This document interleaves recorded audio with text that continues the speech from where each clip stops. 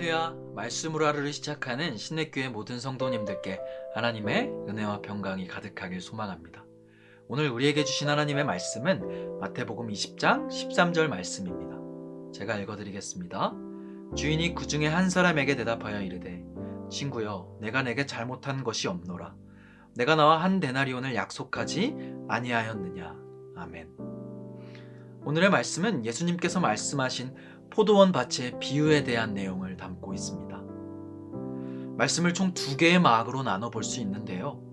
먼저는 인력시장입니다.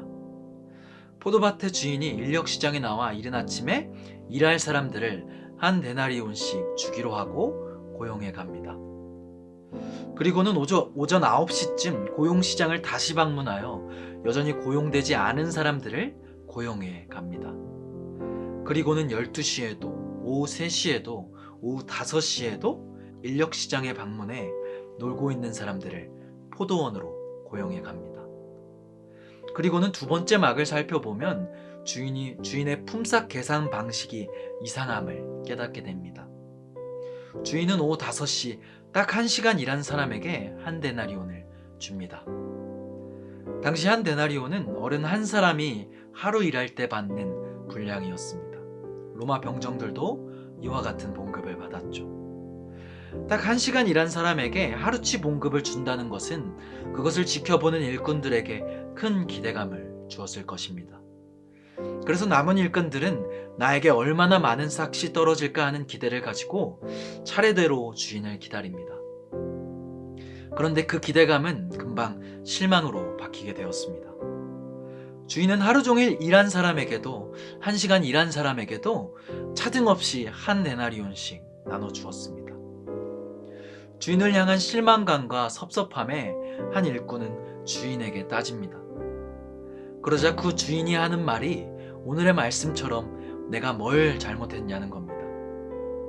처음에 내가 너 한 데나리온을 주기로 약속하지 않았느냐 하는 것이죠. 내가 내 돈을 주는데 네가 왜 불만이냐는 겁니다. 오늘날 이런 주인이 있다면 그는 10번도 더 넘게 신고당했을 것입니다. 또 이런 고용주가 있다면 그 사업은 얼마 못 가 망했겠죠.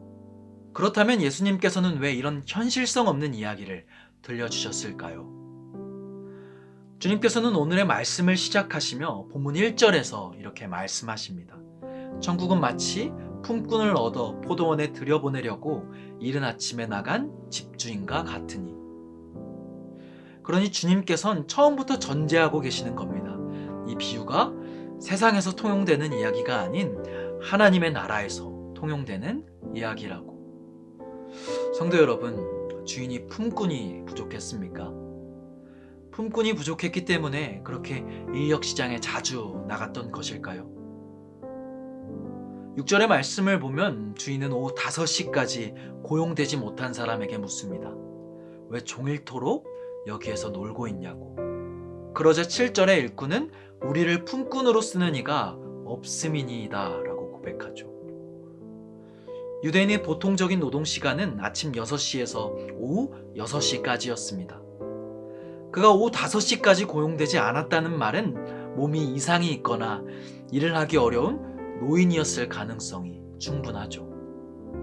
즉 주인이 아침에 그리고 시간마다 고용시간이 나간 이유는 품꾼이 부족해서가 아니라 하루 봉급이 없으면 살아갈 수 없는 그 일꾼들과 그를 기다리는 가족들을 생각했기 때문입니다. 주인은 그 품삯이 없으면 살아갈 수 없는 그들을 위해 인력시장에 나갔던 것이죠. 아침 일찍부터 고용된 한 일꾼은 주인을 원망하였습니다. 성도 여러분, 주인은 그에게 분명 한 데나리온을 주겠다고 말했습니다. 그런데 왜 일꾼은 주인에게 불평과 불만을 쏟아냈을까요? 일꾼이 주인을 만나 그 노동의 대가를 약속받았을 때 분명 기뻤을 것입니다. 오늘 하루를 살아갈 수 있었을 테니까요. 그를 기다리는 가족들에게 떳떳하게 식량 혹은 필요한 것을 사갈 수 있었을 테니까요. 하지만 주인이 임금을 나눠줄 때를 보면 더 이상 그에게 처음의 감사는 없어졌음을 쉽게 볼 수 있습니다. 성도 여러분, 우리의 신앙엔 감사가 있습니까? 처음 하나님의 사랑을 경험했을 땐 우리는 그 한량없는 은혜에 감사함으로 삶을 살아갑니다.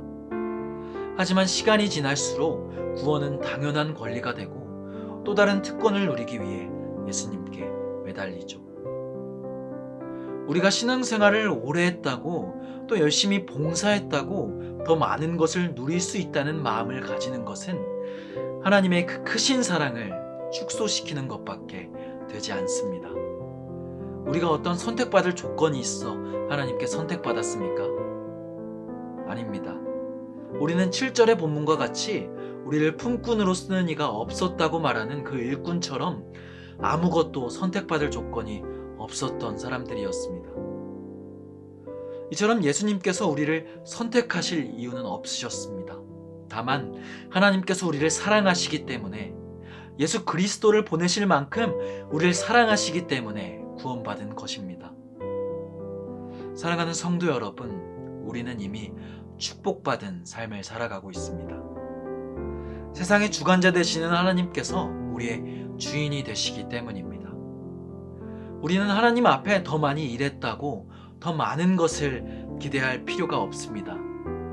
우리가 선하고 자비로운 주인의 포도원에 일찍 들어온 것 그 자체가 복이기 때문입니다. 우리는 포도원에서 일하는 내내 선하고 자비로우신 주님의 은혜와 보호 아래 있습니다. 우리는 그곳으로 충분합니다. 바라기는 하나님을 향한 사랑이 변치 않는 그런 마음을 가진 저와 신내교회 모든 성도님들이 되시길 바랍니다. 바라기는 다른 것을 먼저 구하기보다 이미 주신 하나님의 그 크신 은혜와 사랑에 감사하는 저와 신내교회 모든 성도님들이 되시길 간절히 소망합니다. 기도하겠습니다.